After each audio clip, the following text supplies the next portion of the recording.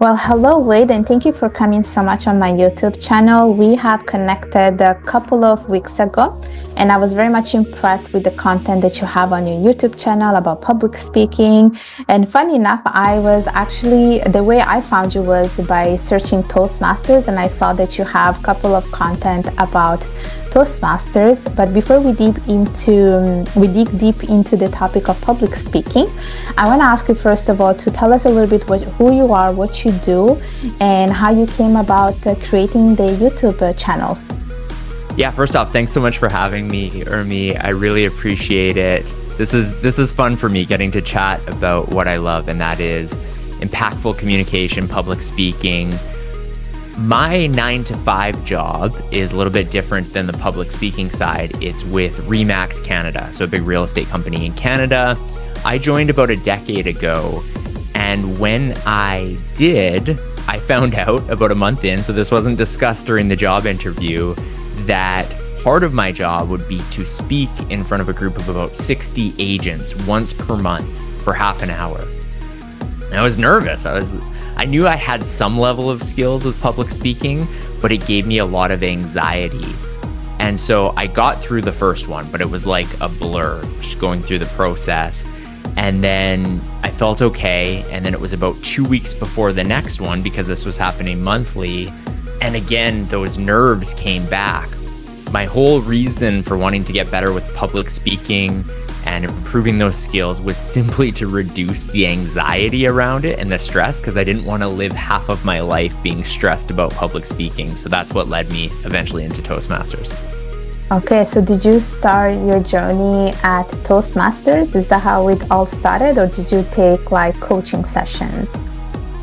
Good question. I did start at Toastmasters. A colleague of mine mentioned, I hear this is a good way to improve public speaking skills, and he was thinking about going. So we went together initially, but that was almost 10 years again, or about 10 years ago.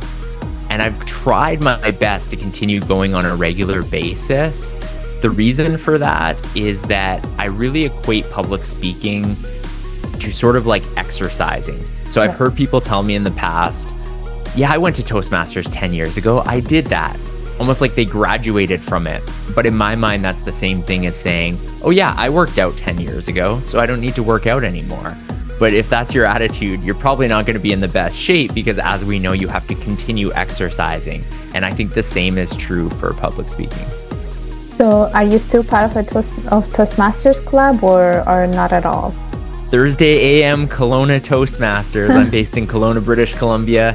Every Thursday morning, 6:45 a.m. Our club motto is "We're worth waking up for." Yes, I try to attend as many meetings as possible. Okay, and you've been part of it for the past 10 years then? Correct. Okay, and how was your experience at Toastmaster? I'm assuming you very much enjoy it since you've been there for 10 years, no? It's incredible. I'm a huge advocate for Toastmasters. One caveat I'll throw in there is I think that you need to shop around a little bit, because especially if you're in a city, like you're in Montreal, correct, Urmi? Yes. So there will be multiple clubs, I'm assuming, there. Not every club is the same. I know for myself in Kelowna, some of the clubs are a little more formal, a little more strict. That's not my personality. I'm a little bit more laid back, casual. I like to have fun, make jokes in meetings, and our club really adapts to that type of thing. But I do find that the idea of Toastmasters, of just having a setting where everyone is there to practice public speaking, that is the purpose. Once a week, you're getting an opportunity to stand in front of a live audience. And the other huge element is the real-time feedback that I think is really unique. As you know, every role in Toastmasters is evaluated. So by the end of the meeting, not only have you had a chance to speak to a group of people, but you've actually gotten some feedback on what you did really well and maybe areas that you can improve on. Yeah, I'm also part of Toastmasters, and I've been part of it for the past 5 years. And I'm also looking for a new club that better fits my schedule. And I can definitely say it's like going shopping, because you have to find the right a Toastmasters club that fits with your schedule, that you find the right people. And like you said, it is a valuable time of your week because it's a muscle that you have to keep working on. The moment you stop doing public speaking, that's when you see that, oh, I'm not good at answering questions, or you're not able to communicate properly. So it does take time, but you have to be consistent with it. What led you to join in the first place? It was because I wanted to, because I want to give a TED Talk. And I also admire people that were able to speak in front of a stage. So I think I was very much inspired by that. And that's why I was like, you know what, I'm going to go and join the club. And it's been a beautiful experience for me. I think there's a lot of learning opportunity. You get to hear from different people. You hear their speeches, you hear their stories. And I think a lot of the things that you learn at Toastmasters, you apply them in real life. Because even like, let's say YouTube, it's also something that has helped me because Toastmaster has helped me with that. Or even, going to podcasts, or, even going to interviews, you're often asked questions they should not, no one tells you about those questions before. So that's where the table topic session comes in, So I think like it's something that you apply in your daily life and people are not aware of it.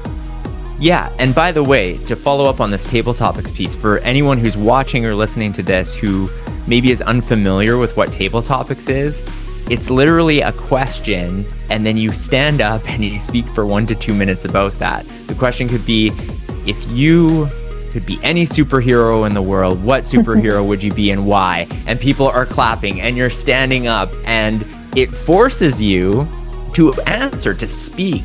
And what you start to learn over time with Toastmasters is the whole purpose is about speaking. Of course, you want to give a great, coherent answer, but it's difficult to think that quickly.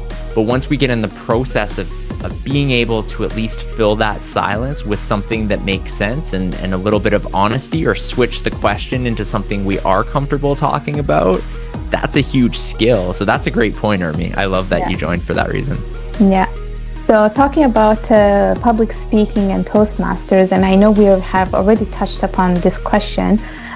It's more about like if people want to join want to learn about public speaking, where do you think they should start? Like, I'm assuming Toastmasters is one of the answers. Can you like maybe tell us a little bit more about that, or maybe tell us a little bit what Toastmasters is? Because I think a lot of people are not completely aware what Toastmaster does. I think people think it's just for public speaking, but it's really not just that. So maybe tell us a little bit about how people can work on their public speaking. Well, just like you started with a why or a purpose. You mentioned in the beginning you had a TED Talk, and that was kind of the initial goal. And I think that's a great starting point for people. If they're having a little bit of an interest in public speaking, I would imagine there's some form of reason for that. Maybe they're at a job where, like me, I had to give presentations and they want to improve the quality or reduce the anxiety. Maybe there's a friend's wedding coming up and they're the maid of honor or the best man, and they want to have an incredible speech that honors that individual who's getting married. It's a good idea to have something that sparks that initial interest or have that goal in mind, because then you always have a purpose for why you're doing this. Toastmasters is great because it's an international program. It's available in most cities. For those who don't have access to a Toastmasters club in their area, there are still other ways that you can work on public speaking. The biggest thing is practicing, period. So that's going through the process of writing out the ideas of your speech, building the structure, and then starting to go through the motions. Why Toastmasters is so great, and just to kind of get it into a little bit more detail, so every club is a little bit different, but most of the agendas are similar.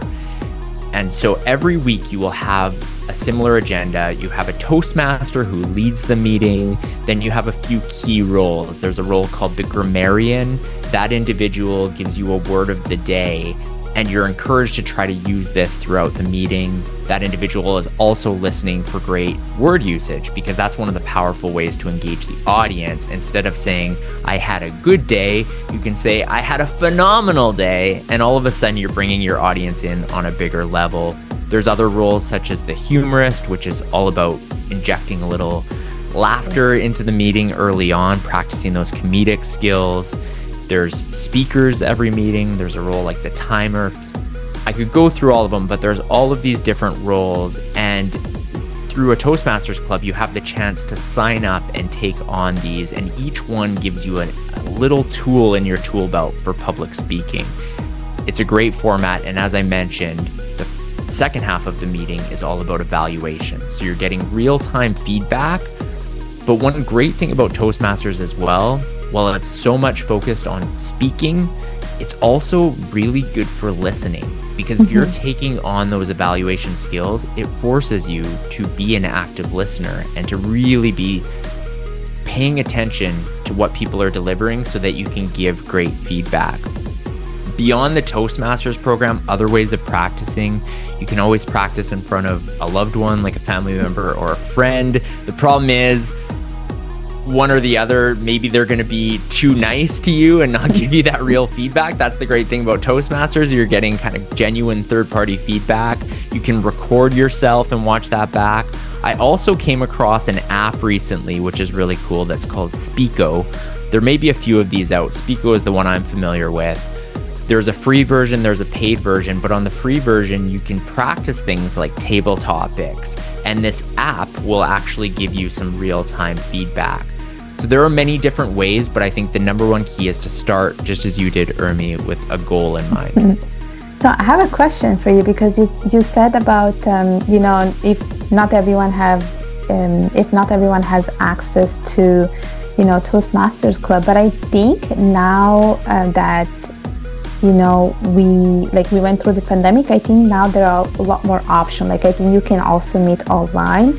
And I wanted to ask you if your club meets online or in person. We do. We're a hybrid club. That was one of the benefits of COVID. Like many organizations and companies, it forced us to be a little more innovative, and we've kept that up. That's a great point. While you might not be able to physically in person join a club, there are probably many clubs. Ours, for example, we have people who attend who aren't in Kelowna, but they like our club structure, so they join virtually. I will say, I do think there's a little bit of a difference. I do personally love that in-person element, because for me, some people get more nervous on this type of setup, a virtual conversation. For me, those nerves really come in the face-to-face in person. That's a good way to practice that if you have that opportunity. Yeah, it's a different kind of experience, but I do think that meeting online helps as well, because even this kind of interaction, you need to be able to know how to speak in front of a camera. I think a lot of people take that for granted. They all think that, I'm able to speak in front of a camera, but that comes also, like, it has a public speaking etiquette that you have to follow, and I think people are not aware of that. 100%. Well said. So I want to talk about this video that I came across your YouTube channel, which is where you basically provide tips on people who are beginners and they want to improve their public speaking skills. And I want to ask you if you can provide with us 3 to 5 tips that you think are the most important one for anyone who wants to give a speech for the first time or wants to do public speaking for the first time. Absolutely. I'll try to break this down into a couple different buckets, and they have tips within it. So I think the first thing that a lot of people experience are the nerves that come with public speaking. By the way, these may lessen over time with more experience, but I don't know that they'll ever go away. And I don't think they're a bad thing. I've had a couple instances where I've gone to give a speech and I don't have any nerves, and those have usually gone very poorly. I've almost been cocky about it, like, this is gonna be no problem, I'm gonna crush this. And then all of a sudden I get on stage and I start to panic. I think that those nerves are our body getting us ready to go. But with that said, if you're not used to experiencing it, there's a couple things you can do. The first, of course, is practicing as much as possible. That's really key. Another thing that I think is so important for new speakers is trying to incorporate humor, especially early on in the speech. Humor is one of the most powerful things we can leverage as speakers, because when we make the audience laugh, it does 2 things. First, the audience relaxes. You've got to think, if you're an audience member, you've probably been to a conference or seen a speaker. We're super judgy as we're out in the audience, and we're wondering, is this going to be interesting? Am I going to learn anything? Am I going to enjoy this? Like, this is an hour. Ugh, how's it going to be? If the speaker can make us laugh right away, all of a sudden we just have that sense of, okay, they know what they're doing. This is going to be, if nothing else, enjoyable to listen to. That's powerful. But the second thing is, I think it's one of the biggest superpowers you can do as a speaker is have that boost of confidence of, oh, the audience is laughing, they're enjoying themselves. It's this instant relaxant when you're on stage. I think that's a really key piece. Other things to remember when it comes to breaking down the nerves: bring a glass of water on stage with you. Our mouths do weird things. They become really dry when we speak. You don't want to be having that gross, sorry, I had to do that gross sounding like mouth stickiness when you're on stage. Like, you want to have water with you. Another thing, people's hands shake a lot when they speak.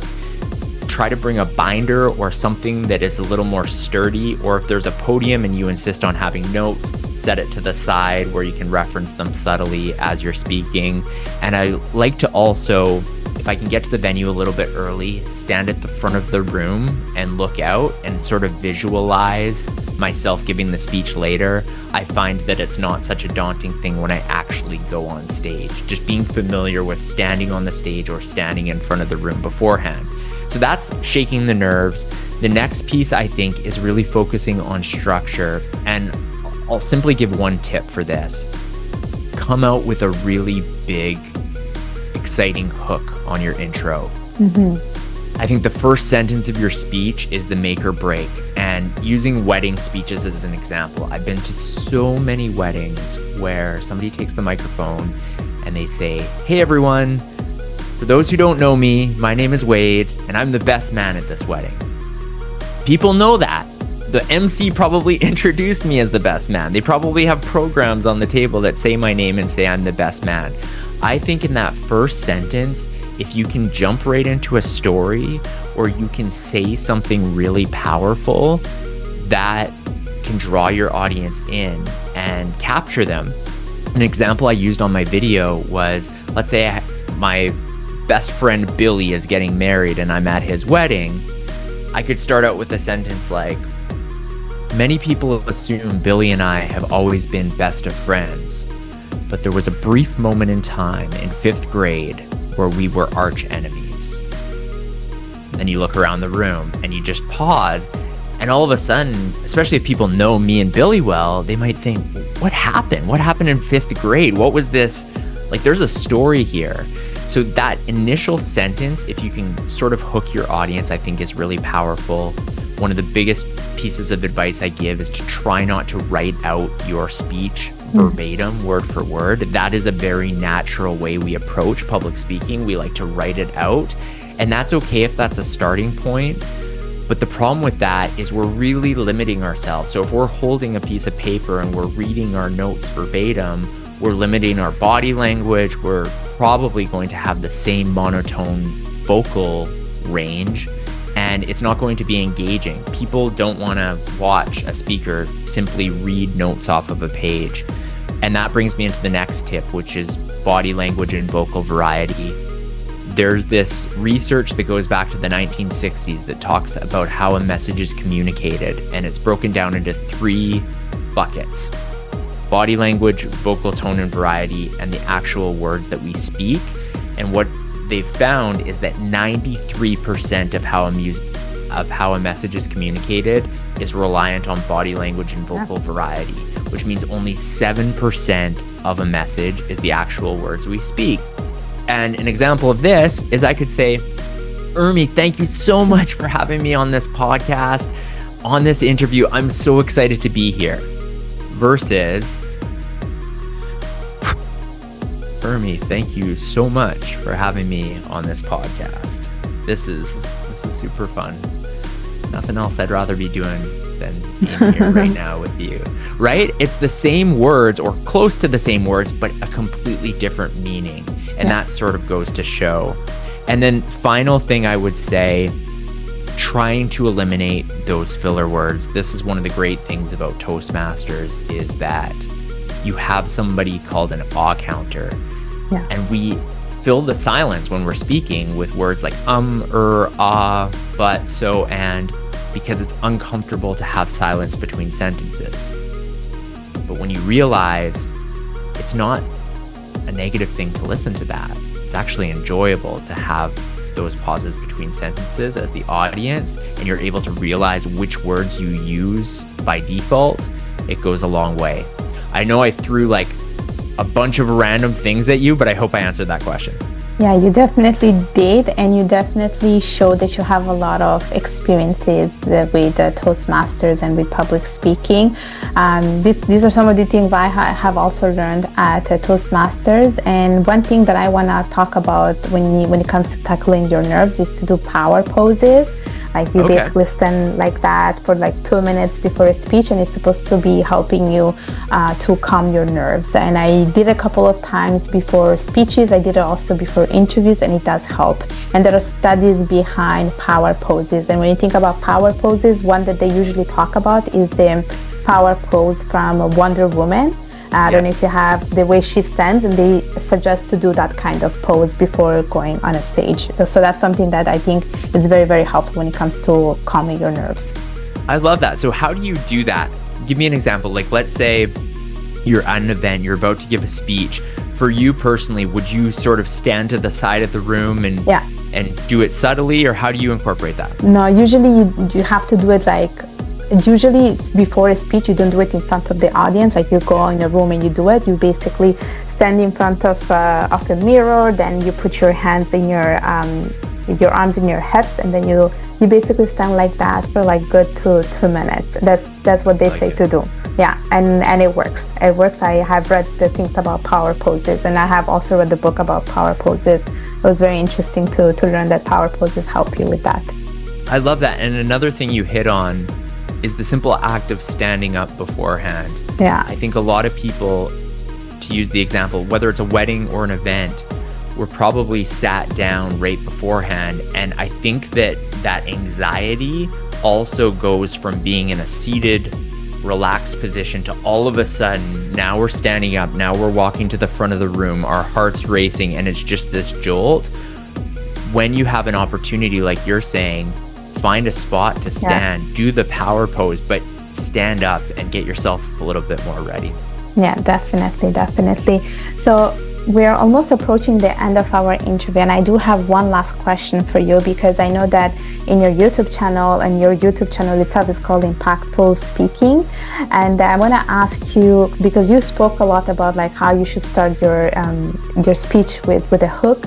How about the conclusion? What's the best way to conclude a speech? Very shortly, tell us how we can do that. Make it come full circle.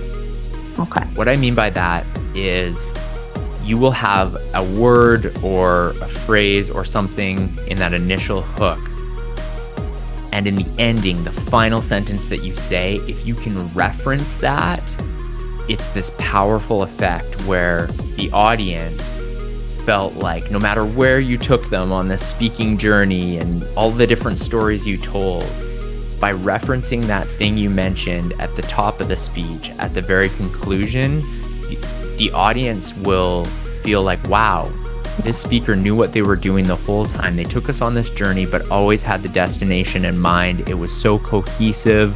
They wrapped a bow on it. To put this into perspective, with the Billy example, I mentioned Billy and I were the best of friends, but in 5th grade, we were arch enemies. So then you maybe tell the story about why you and Billy were arch enemies in 5th grade. Then you talk about how you overcame that. You talk about great attributes about Billy. Maybe you mention something about Billy's partner, the person that he's marrying, why you love that person. And then now you're going to conclude it.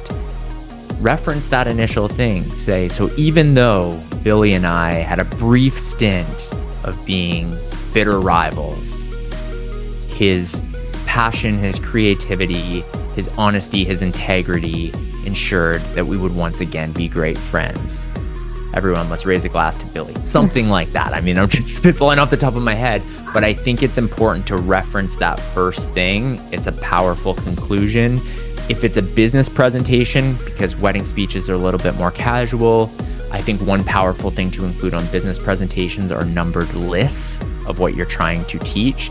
So 5 tips of how to take your social media to the next level, 3 ways to improve your public speaking skills. Whatever it is, a good idea on the conclusion there. Still make it come full circle, but do a quick recap so the audience remembers these are the 5 tips, so they walk away and it's crystal clear. Yeah, definitely. And I love everything you said about the conclusion, because I also think that when we conclude a speech, we want to conclude it with a bang so people can take a message from it. And it's very much important as much as it is also the beginning of the speech. So yeah, 100%. This is the conclusion of our interview, but before we go, I do have 5 rapid fire questions for you. You didn't know about this. I didn't tell you about it. Oh my goodness. That's all right. I'm stoked. This is like table topics. This is real-time table topics. I know. Although I'll be rapid. I won't be 1 to 2 minutes. Don't worry. No, I don't want you to be like, I want them to be like rapid answer. I don't want you to think too much. So 30 seconds, we should be done. Okay? Do it. So, are you a book person or a movie person? Movie person. Favorite holiday destination? England. Okay. Favorite drink? Coffee. I like that. Are you more a person who likes to eat sweet stuff or more salty things? Salty. One thing you cannot live without?